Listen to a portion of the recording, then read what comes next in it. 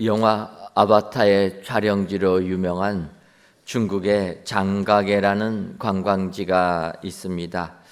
우리나라에서는 보기 힘든 웅장한 기암 절벽들이 즐비한 곳으로 유명한데, 사실 우리나라에서는 제주도에 있는 외골계라라는 그 돌만 봐도 참 멋있는데, 이런 것들이 거의 산맥을 이룰 정도로 가히 표현하기 어려운 아름다운 관광지입니다.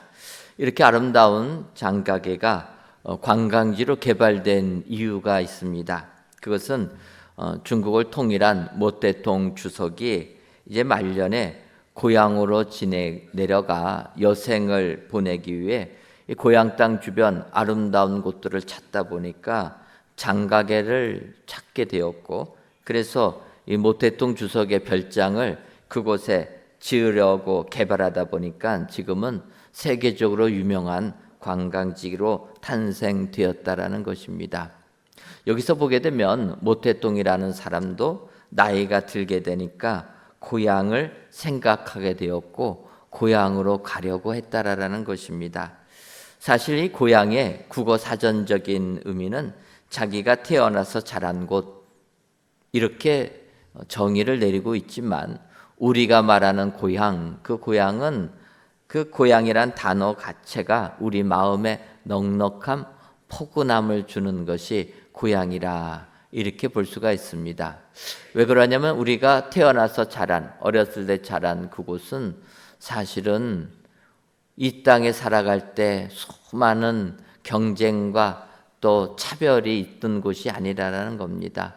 우리가 어렸을 때는 가진 것과 상관없이, 또 집안의 차이와 상관없이 우리가 같이 순수하게 같이 놀면서 행복하게 지난 곳이 어렸을 때의 생활 아닙니까?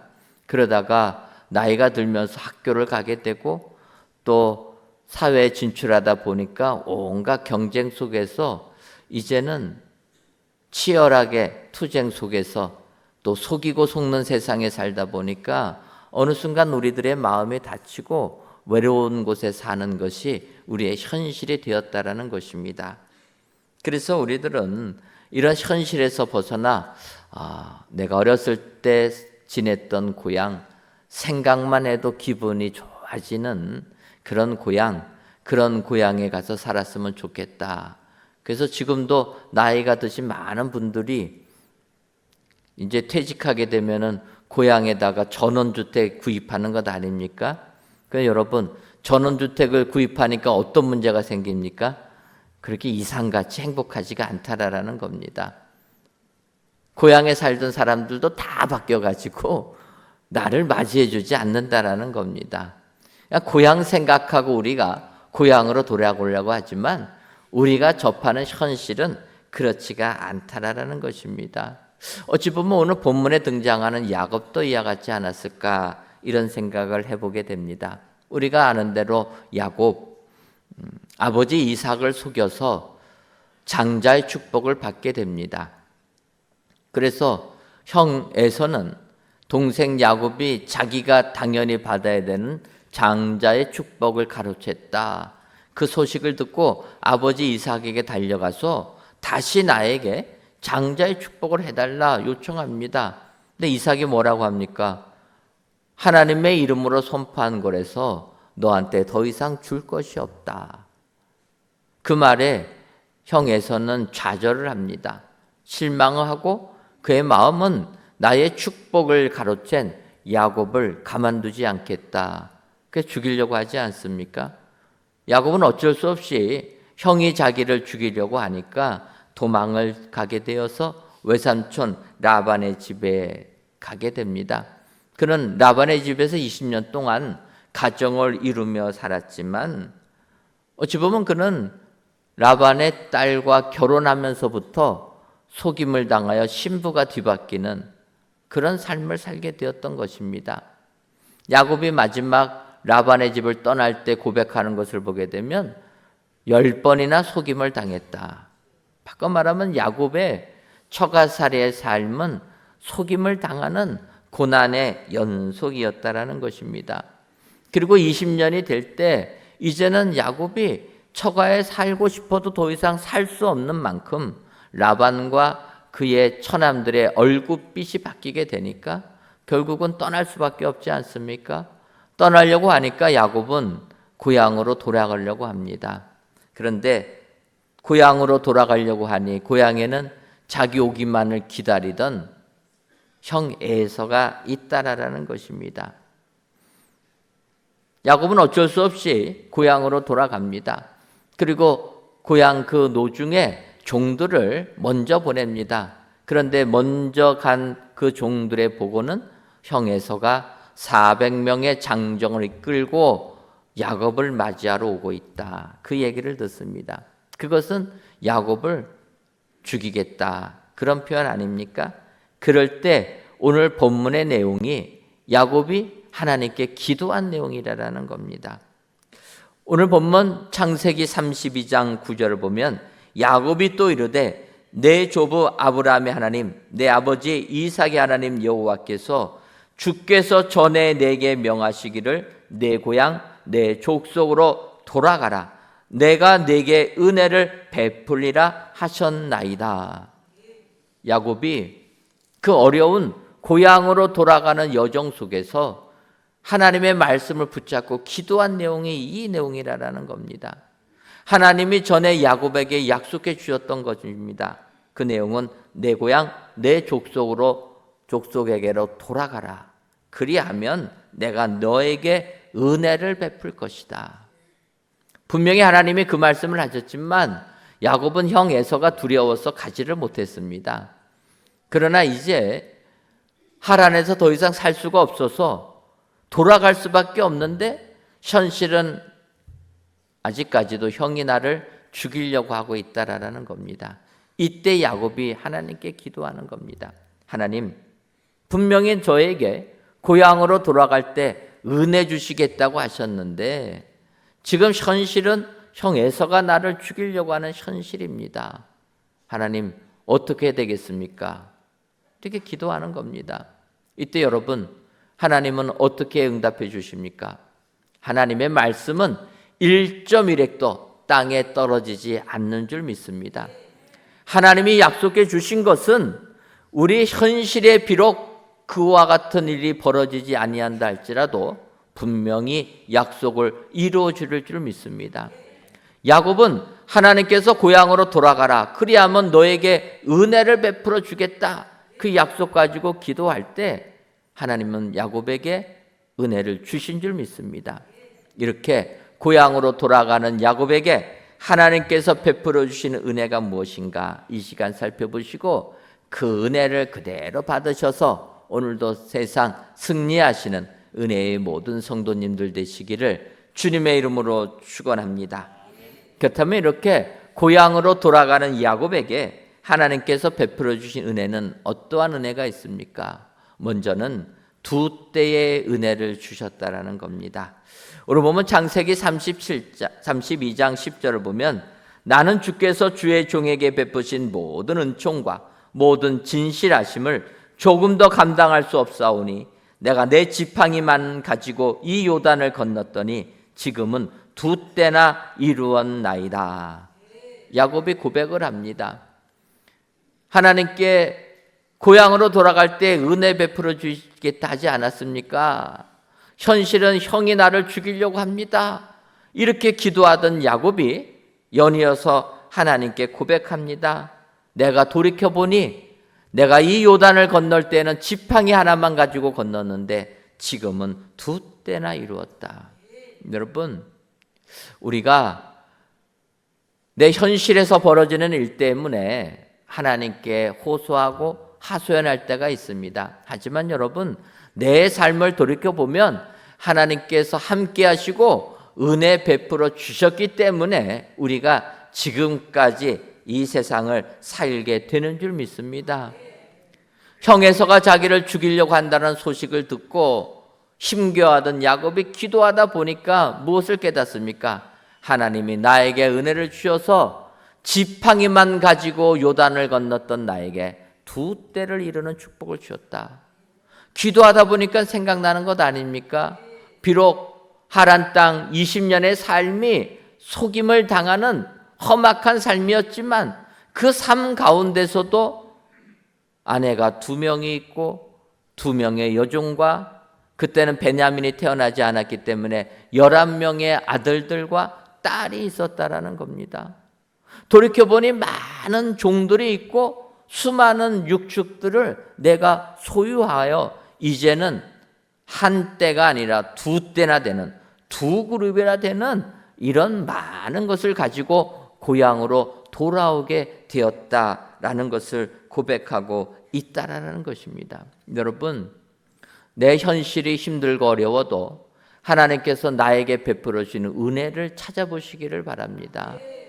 아무것도 없는 나에게, 야곱처럼 지팡이만 하나 가지고 세상을 살았던 나에게 하나님은 가정을 주시고 물질을 주시고 건강도 주시고 여러 가지 축복을 주신 줄 믿습니다. 야곱이 그 고백을 하는 겁니다. 하나님은 우리가 이러한 은혜를 깨닫지 못하고 가는 자들을 통해서 항상 이야기해 주십니다. 야곱은 이렇게 라반의 집을 떠나서 가나안으로 돌아올 때, 오늘 창세기 읽지는 않았지만 32장 1절과 2절을 보게 되면 하나님의 천사들을 만나는 부분이 나오게 됩니다. 1절과 2절을 보면 야곱이 길을 가는데 하나님의 사자들이 그를 만난지라. 야곱이 그들을 볼 때 이르기를 이는 하나님의 군대라 하고 그 땅 이름을 마하나임이라 하였더라. 여러분, 야곱이 고향으로 돌아갈 때 두려움이 있었습니다. 그런 가운데서 하나님의 사자들을 만났다라는 거예요. 하나님의 사자들이 왜 나타납니까? 두려워 떠는 야곱 힘주시기 위하여서 천사들을 보내주시는 것 아닙니까? 두려움 속에 고향 가나안으로 돌아가는 야곱이 천사들을 만납니다. 그런데 그 천사들이 한둘이 아니라 군대를 이루었다라는 거예요. 그래서 야곱이 뭐라고 얘기합니까? 이는 하나님의 군대라. 그래서 마하나임이라. 여러분, 마하나임이라는 단어 들어보셨습니까? 교회 나오신 지 오래되신 분들은 이 마하나임이라는 이 말을 들어보셨을 것입니다. 근데 이 마하나임이라는 단어는 원어 그대로는 2 군데, 2 진영, 그 단어가 마하나임이라는 거예요. 바꿔 말하면 야곱이 하나님의 천사들, 군대를 이룬 천사들을 보면서 마하나임이라 얘기한 거는, 이거는 그 부대가 하나가 아니라 2개나 되었다라는 것입니다.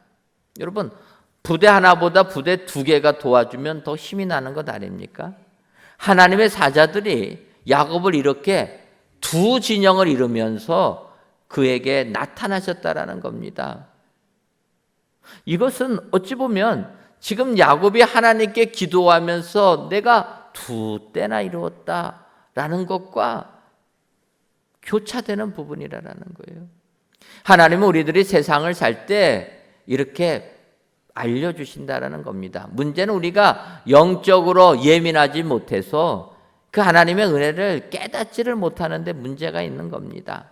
야곱은 산적한 자기 앞에 처해진 문제, 형 에서가 자기를 잡으려고 온다라는 그 문제 때문에 절망 속에서 하나님께 기도할 때 야곱이 깨닫게 되는 겁니다. 비록 내 현실이 어려울지라도 하나님은 나에게 2때나 되는 은혜를 주셨구나. 여러분, 내 삶이 힘들고 어려우셔도 하나님은 우리에게 2때나 되는 은혜를 주시는 줄 믿습니다. 내 삶이 어려워도 하나님은 분명히 내 삶 속에 은혜를 주신다. 여러분, 오늘 야곱이 고향으로 돌아갈 때 하나님은 2때 은혜를 주셨다 약속하고 있습니다. 어찌 보면 우리가 믿음 생활하는 것도 이와 같은 것이라 생각합니다. 우리가 예수님을 믿고 믿음 생활을 할 때 이 세상에 살아갈 수밖에 없습니다. 이 세상은 나그네의 삶이요 외국인의 삶이라 우리는 본향을 향하여 나아가는 것이 우리 그리스도인들의 삶입니다. 그래서 본향을 향해 나갔지만 우리가 이 세상을 살 때에는 하나님이 두 때의 은혜를 주신다라는 겁니다. 두 때의 은혜를 가지고 그러나 이 땅은 나그네의 삶이라 본향을 향하여 나갈 때 축복해 주실 줄 믿습니다. 히브리서 11장 6절 상반절을 보면 그들이 이제는 더 나은 본향을 사모하니 곧 하늘에 있는 것이라. 여러분, 추석 명절을 맞이하여 우리가 부모님을 찾아뵙고 형제 자매들을 만나지만 고향을 향해 나아가지만 우리의 진정한 고향은 하늘나라에 있는 줄 믿습니다.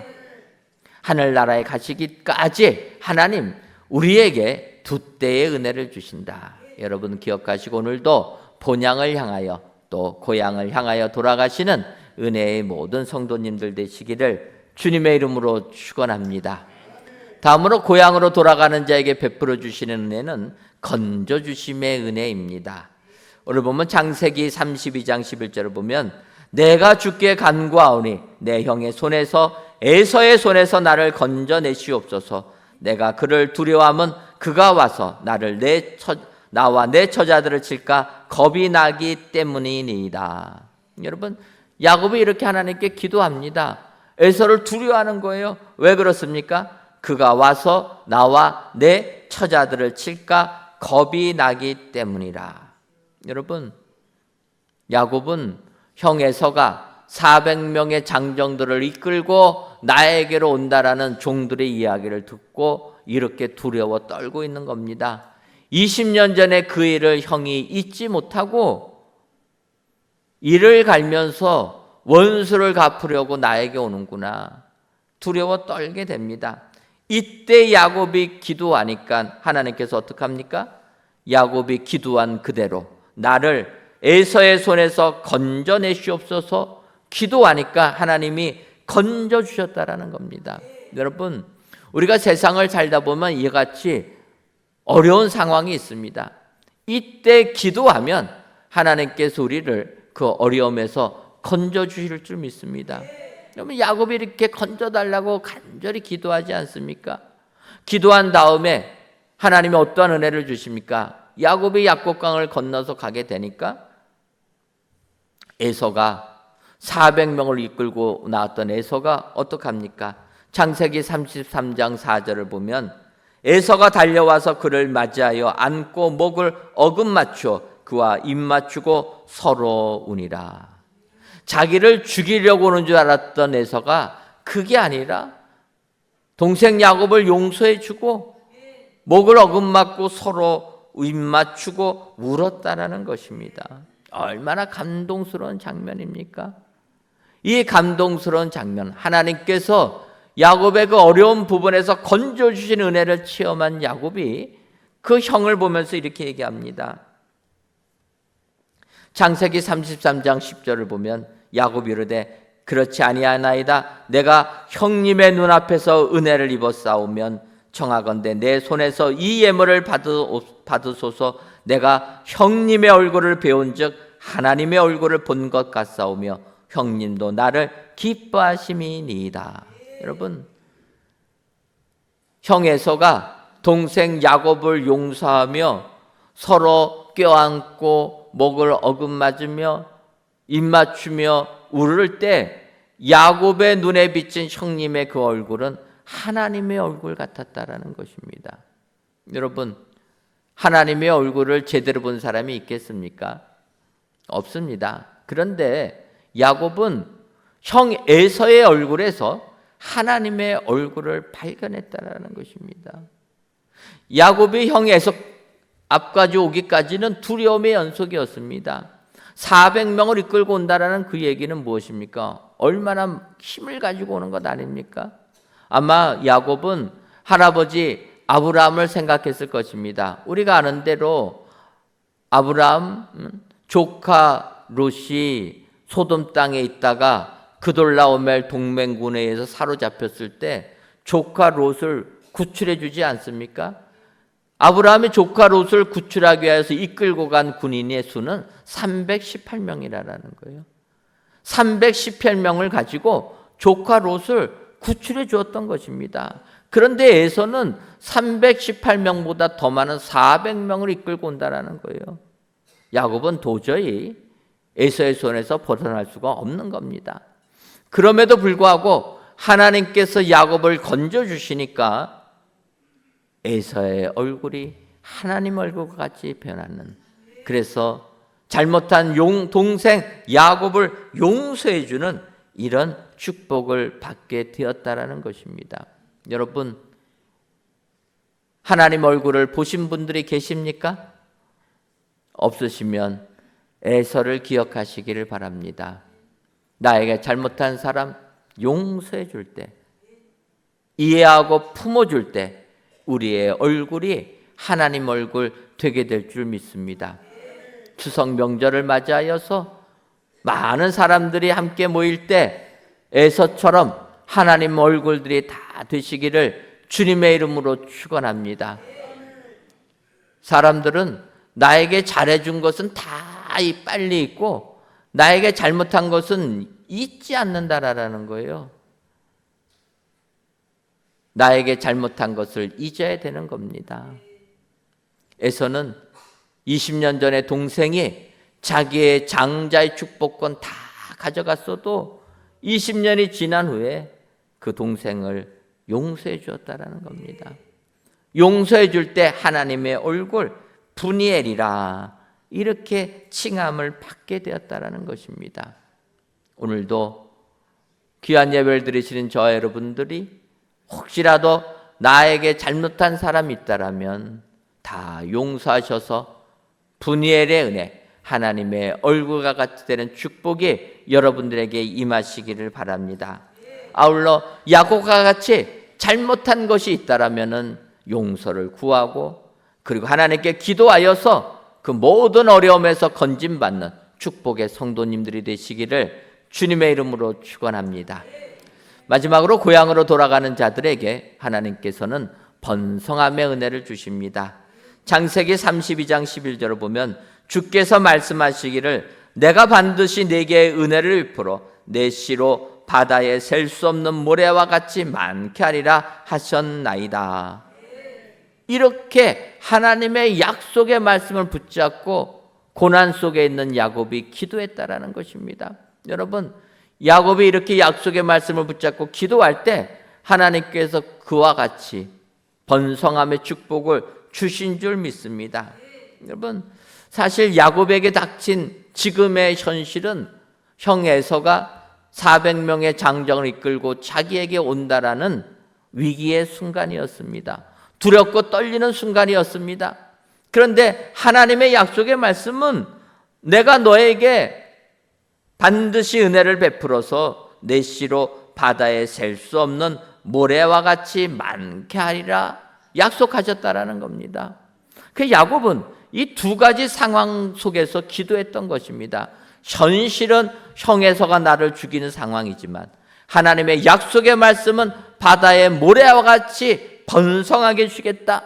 약속의 말씀, 이 두 가지를 가지고 기도할 때 어떤 역사가 벌어집니까? 하나님은 약속의 말씀을 이루어 주시는 하나님이신 줄 믿습니다.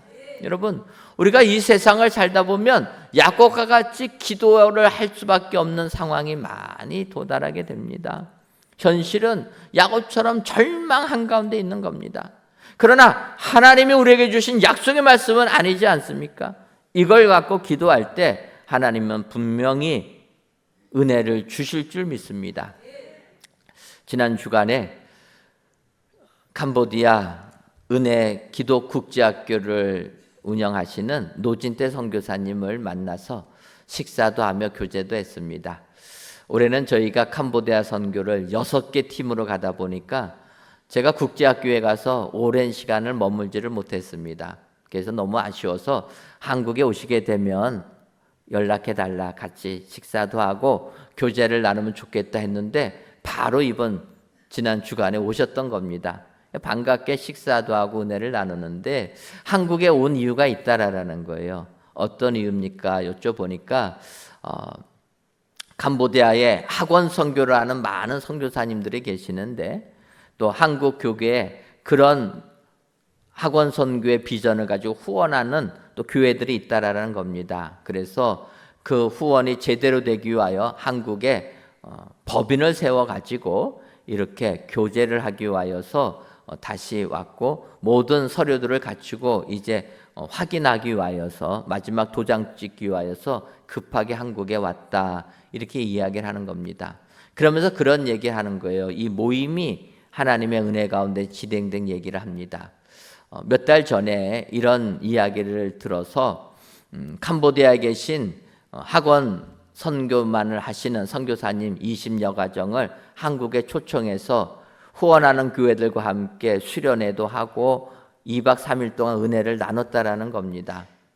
여러분, 이런 행사를 하게 되면 예산이 얼마나 들어가겠습니까? 그래서 예산을 세우고 선교사님들 다 미리미리 확인해가지고 인원들 잡아서 한국에서 집회를 시작하는데 신청하지 않았던 분들이 당일날 오셨다라는 거예요. 그러니까 어떡합니까? 선교하기 위하여서 이 행사를 진행하는데 신청은 안 했어도 또 선교사님들이 오시니까 거기서 그럼 어쩔 수 없이 같이 하자 해서 호텔도 잡아드리고 같이 이렇게 했다라는 겁니다. 그러다 보니까 그 집회를 마치고 나니 예산이 초과가 돼가지고 5천만 원이 손실이 나왔다라는 거예요. 그러니까 그 집회를 진행한 목사님이 난감한 겁니다. 그렇지 않습니까, 여러분? 재정에 맞춰서 예산을 세우고 그런 집회를 진행했는데 당일날 오신 분도 그냥 막 받아들이다 보니까 재정이 마이너스 나가지고 5천만 원이 문제가 된 겁니다. 그런데 여러분, 재정을 함부로 우리가 할 수 없는 것 아닙니까? 그러니까 그 목사님이 이렇게 적자 난 걸 가지고 하나님께 기도했다라는 거예요. 하나님, 주님 일 한다고 이렇게 진행했는데 연락도 안 하고 당일날 오신 분들 때문에 우리가 어쩔 수 없이 허락했는데 이렇게 마이너스가 나면 나더러 어떡하라는 겁니까? 주의 일 한다고 했는데 현실로 이렇게 마이너스가 되면 어떡합니까? 그렇게 하나님께 하소연했다라는 거예요. 기도 끝나니까 어떻게 됩니까? 전화가 왔다라는 겁니다, 목사님께. 그 전화의 내용이 뭐냐? 성도님 한 분이 1년 전에 부모님이 돌아가셔서 천국 가셔서 상속을 하는데 상속 문제가 빨리 안 끝나가지고 이번에 끝났다라는 겁니다. 끝나게 되고 상속을 받게 되니까 11조도 하고, 그런데 마음 한편에 선교원금을 해야 되겠다 마음을 주셔가지고 5천만 원을 하겠습니다. 그런 연락이 왔다라는 거예요. 그 목사님이 회개했다는 것 아닙니까? 여러분, 이게 우리의 현실적인 부분이라는 거예요. 주님을 위한다고 우리가 현실을 살아가는데 현실은 이렇게 어려움이 생기게 됩니다. 하나님의 약속의 말씀을 믿고 나아가지만 현실에서 벌어지는 일들은 그렇지가 않다라는 거예요. 이때 우리가 절망하면 낭망하지만 하나님은 그 약속의 말씀을 이루어 주시는 줄 믿습니다. 야곱은 하나님의 약속의 말씀을 붙잡고 하나님께 기도하는 겁니다. 형에서가 나를 죽이려고 한다 할지라도 번성케 해준다고 하지 않았습니까? 어떻게 된 겁니까? 여러분, 이럴 때 어떻게 됩니까? 야곱이 약국 나루를 건너지 못하고 밤이 새도록 천사와 씨름하다가 날이 새일 즈음에 천사가 가겠다고 할 때 야곱은 보내주지 않습니다. 나에게 축복해 주지 아니하면 보내주지 않겠다. 그때 그 천사가 축복해 주는 것 아닙니까?